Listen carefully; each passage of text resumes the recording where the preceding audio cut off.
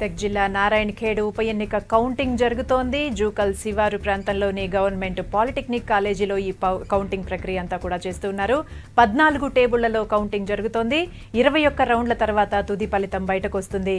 అలాగే ప్రతి రౌండ్ 10 నిమిషాల్లో పూర్తి చేస్తున్నారు. 11 గంటల వరకంతా ఫైనల్ రిజల్ట్స్ వచ్చే అవకాశం ఉందని చెప్తున్నారు అధికారులు.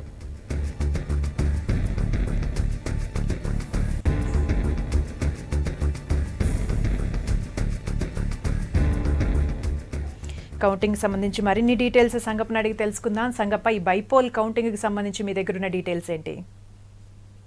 సునంద, ఇప్పుడు 6వ రౌండ్ ముగిసింది. ఇప్పుడు ఇంతకు ముందే 6వ రౌండ్ ముగిసేసరికి టీఆర్ఎస్ అభ్యర్థికి 14,155 ఓట్ల లీడ్ వచ్చింది.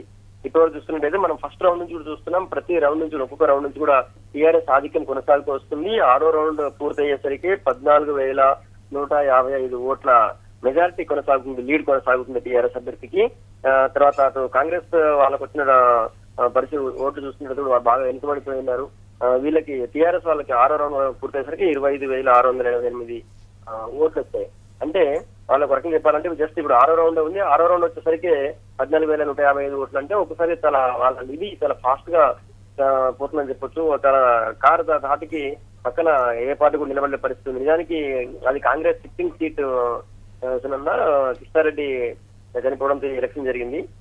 ఆయన వరుసగా 3 సార్లు వరుసగా, అంతకుముందు 2 సార్లు ఒక్కొక్కసారి ఆయన ఎమ్మెల్యే అయ్యారు. అట్లాంటి పరిస్థితుల్లో ఒక్కసారిగా టీఆర్ఎస్ నిజానికి లాస్ట్ టైం వెనుకబడిపోయింది, 2వ స్థానంలో దూరంలో ఉంది నిజానికి. కానీ ఈసారి పూర్తిగా కౌంటింగ్ లో చూస్తున్నట్టయితే ఒక్కొక్క రౌండ్ నుంచి ఇట్లా పెరిగిపోతూనే ఉంది. 14,000 మెజార్టీ 6వ రౌండ్ కి. అంటే ఇంకా 15 రౌండ్లు ఉన్నాయి, మొత్తం 21 రౌండ్లు ఉన్నాయి. 21 రౌండ్లలో సంగప్ప, మరి భూపాల్ రెడ్డి ప్రస్తుతం చూస్తే ఆధిక్యం దిశగా దూసుకువెళ్ళడానికి ఏ అంశాలు అతనికి ప్రధానంగా హెల్ప్ అయ్యాయని విశ్లేషిస్తారు మీరు?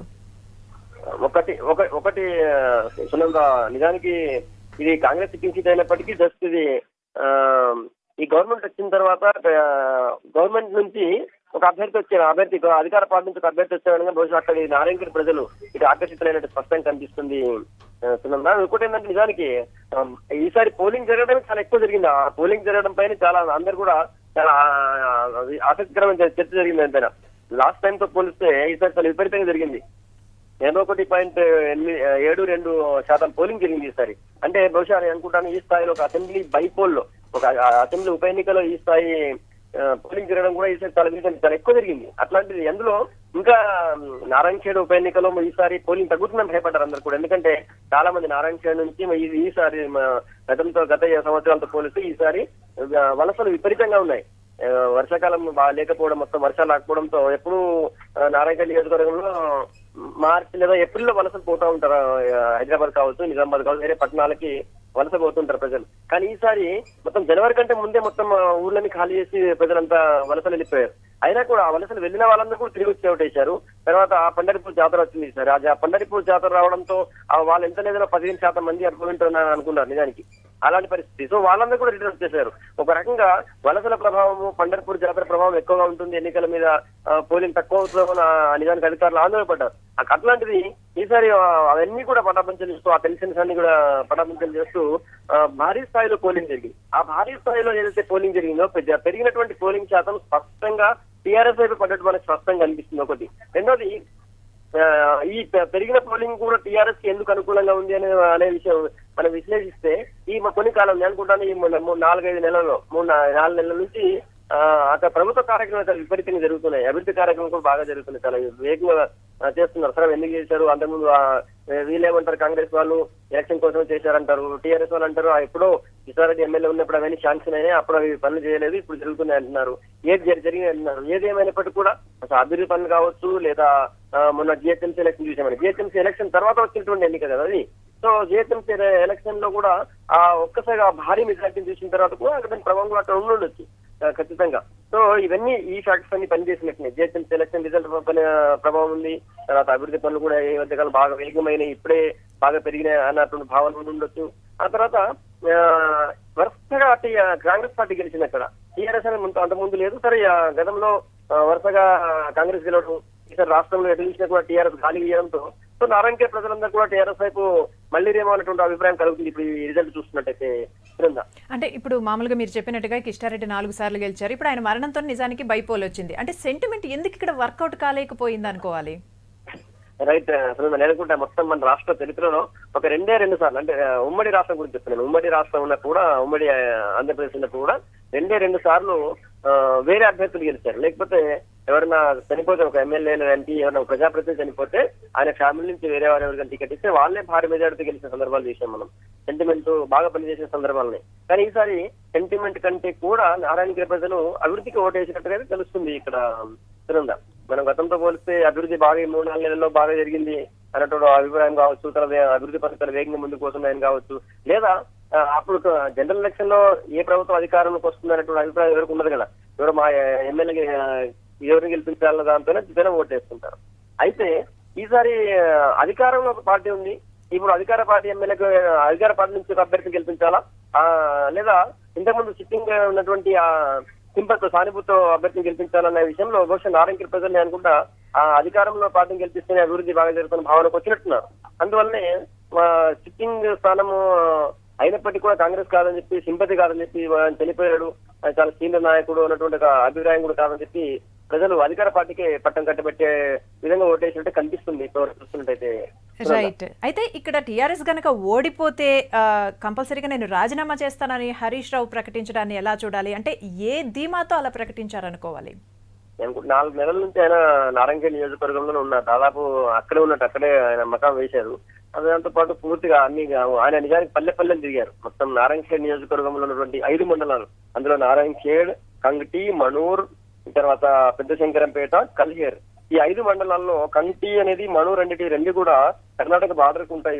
ఈ రెండు కూడా పూర్తి బాగా వెనుకబడేటువంటి గ్రామాలు. మనం ఈ రోజు పోయి చూసినట్టయితే ఆ ఊర్లో నాకు తెలిసి సగానికంటే ఎక్కువ మంది వలసపోయిన వాళ్ళు ఉంటారు. అన్ని ఇళ్లకు తాళాలు ఉంటాయి.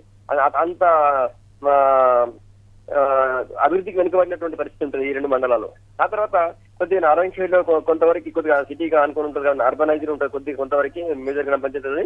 ఆ తర్వాత పెద్ద శంకరంపేటలో కొద్దిగా చెరువులు అవి ఉన్నాయి. చెరువులు కూడా మొత్తం వెళ్ళిపోయినాయి. పెద్ద శంకరంపేట మండలంలో ఉన్నటువంటి చెరువులను కూడా వెళ్ళిపోయినాయి. కల్లేరు మండలంలో ఉన్నటువంటి చెరువులను వెళ్ళిపోయినాయి. సో ఈ కల్లేరు, పెద్ద శంకరంపేట మండలాల్లోనే చెరువులు ఉంటాయి. ఇక అంతా వర్షపాత పరిస్థితులు ఉంటాయి. అయితే ఈసారి నేను అనుకుంటా హైదరాబాద్ చూసిన తర్వాత అందరికి ఈ రోడ్లు ఎక్కువగా రోడ్ వర్క్ చేయించారు. తర్వాత అన్ని గ్రామాలకి తాగునీటి వ్యవస్థ ఏర్పాటు చేశారు. నిజానికి తాగునీటికి సంబంధించి చాలా నారాయణఖేడ్ నియోజకవర్గం ఇప్పుడు కూడా తీవ్రమైనటువంటి తాగునీటి ఎద్దడితో అలమటిస్తుంటుంది. ఇప్పుడు వర్షాకాలంలో కూడా తాగునీటి ఎద్దడి ఉంటుంది నారాయణఖేడ్ నియోజకవర్గంలో. మనం చాలా చూసాం. గతంలో అయితే వరుసగా తాగునీటి ఎద్దడికి సంబంధించి వార్తలు వచ్చినట్టే నారాయణఖేడ్ నుంచి వస్తాయి. అయితే ఈసారి ఎలక్షన్స్ ఉన్నాయని కావచ్చు, లేకపోతే హరీష్ రావు కాన్సన్ట్రేషన్ చేయడం వల్ల కావచ్చు, మొత్తానికి ఈసారి ఫస్ట్ వాళ్ళు చేసింది తాగునీటి పైనే కాన్సన్ట్రేట్ చేశారు, తాగునీటి ఏర్పాటు పైన. సో ఇవన్నీ అనుకుంటా నారాయణఖేడ్ లో ఈ తాగునీరు, తర్వాత రోడ్లు వేసిన తర్వాత ఖచ్చితంగా ప్రజలు మాకే వస్తారని ధీమా ఆయన కనిపిస్తుంది. ఆయన ఊరూరు తిరిగారు, పల్లెపల్లి తిరిగారు, తండాలు తిరిగారు బాగా. కాబట్టి గతంతో పోలిస్తే మొత్తం ట్రెండ్ మారింది. మొత్తం మా వైపు ఉన్న భావన ఆయనకు అప్పుడే వచ్చేసింది. అందుకే ఆయన నేను ఖచ్చితంగా భారీ మెజార్టీతో గెలుస్తాను, గెలవకపోతే టీఆర్ఎస్ గెలవకపోతే నేను రాజీనామా చేస్తా అన్నారు. అదొకటి. రెండోది, అప్పటికే ఇక్కడ హైదరాబాద్ లో జిహెచ్ఎంసీ ఎలక్షన్ కి టీఆర్ఎస్ ఇన్ఛార్జ్ గా కేటీఆర్ ఇక్కడ ఉన్నారు, అక్కడ ఆయన హరీష్ రావు ఉన్నారు. సో కేటీఆర్ భారీ మెజార్టీతో గెలిచినప్పుడు అంతకంటే ఎక్కువ మెజార్టీ నేను కూడా ఆ స్థాయిలో చూపించాలని భావన ఆయనకు ఉంటుంది కదా. సో అందుకే ఆయన కూడా ఛాలెంజ్ గా తీసుకున్నారు. ఛాలెంజ్ గా తీసుకొని ఆయన ఒక్కసారి ఆయన భారీ మెజార్టీ సాధించే దిశగా ఏ యాంగిల్లో ప్రచారం చేయాలో, ఎన్ని వ్యూహాలు చేయాలో చేశారు ఆయన. నేను ఇంకోటి చెప్తాను సునందా, ఇప్పుడు 7వ రౌండ్ పూర్తయింది. 19,960 ఓట్ల మెజారిటీ ఉంది సునందా 7వ రౌండ్ పూర్తయ్యే వరకు. జస్ట్ ఇప్పుడు నేను మాట్లాడుతున్నప్పుడు ఇప్పుడు పూర్తయింది. 19,900 దాదాపు 20,000 మెజారిటీ లీడ్ వచ్చేసింది సునందా జస్ట్ 7వ రౌండ్ వరకు. నిజానికి ఫస్ట్ గతం 2014 ఎలక్షన్ చేసినప్పుడు జస్ట్ 16,000-15,000 పైచిలకు ఓట్ల మెజార్టీతో అప్పుడు కిష్టారెడ్డి గెలిచారు. అప్పుడు మొత్తం ఓవరాల్ గా అట్లాంటి జస్ట్ 7వ రౌండ్ కి 20,000 దాటిపోయింది. అంటే ఇంకా ఎంత లేదా 14 రౌండ్లు ఉన్నాయి. 14 రౌండ్ లో ఇంకా మెజార్టీ ఇట్లా కొనసాగితే చాలా ఎవరు ఊహించినటువంటి మెజార్టీ. నేను అనుకుంటా నారాయణఖేడ్ నియోజకవర్గ చరిత్రలో కాదు, రాష్ట్ర చరిత్రలో కూడా ఒక అసెంబ్లీ నియోజకవర్గంలో అది కూడా ఒక ఉప ఎన్నికలు ఇంత మెజార్టీ వచ్చే పరిస్థితి ఉండకపోవచ్చు గతంలో. సో ఇప్పటివరకు అయితే టీఆర్ఎస్ ఏ స్థాయిలో దూసుకుపోతుందంటే గతంలో ఎప్పుడూ లేనట్టుగా ఒక అసెంబ్లీ నియోజకవర్గంలో ఈ స్థాయిలో, అందులో కూడా సిట్టింగ్ స్థానం వదిలేసి వేరే పార్టీకి జనరల్ గా ఎప్పుడు గెలిచినా కూడా సిట్టింగ్ స్థానాలు గెలుస్తుంటాయి.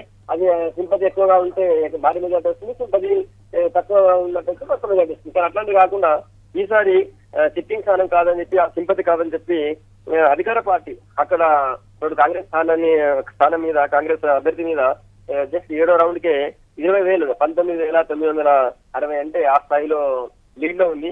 ఇంకా 14 రౌండ్లు ఉన్నాయి. అనుకుంటే ఇంకా 14 రౌండ్ కూడా 10 నిమిషాలకు ఒక రౌండ్ వచ్చేసి మనం ముందు అనుకున్నట్టుగానే 10 నిమిషాలకు ఒక రౌండ్ పూర్తి అవుతూనే ఉంది. ఖచ్చితంగా ఇప్పటివరకు మనం చూసుకున్నట్టయితే ఇప్పుడు 9:45 అవుతుంది. నేను అనుకుంటాను 11 గంటల వరకు దాదాపు రిజల్ట్ వచ్చే అవకాశం ఉంది. Right, thank you very much Sangappa. మరిన్ని అప్డేట్స్ కోసం మళ్ళీ కాంటాక్ట్ అవుతాం.